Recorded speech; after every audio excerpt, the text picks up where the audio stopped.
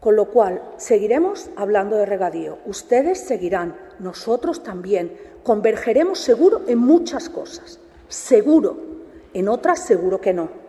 Pero quiero decirle a todo el mundo que este Gobierno sigue y confía en los regadíos. Y tenemos una agenda del regadío extremeño. Para el horizonte 2020, por aquello del PDR 2020, no porque seamos nosotros con una ciencia infusa espectacular. Y estamos hablando de Tierra de Barros, hablamos del olivar de Monterrupio de la Serena y hablamos de Arroyo del Campo.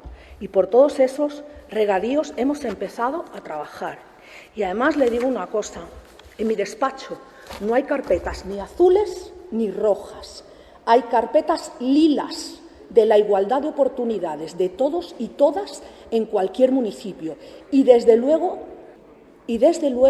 se hará en todos los sitios posibles donde estén preparados para tener los regadíos y donde haya presupuesto para hacerlo. Y por supuesto que este Gobierno va a trabajar por todos los nuevos regadíos, con tiempos, con plazos y con presupuesto que no han dejado. Muchas gracias.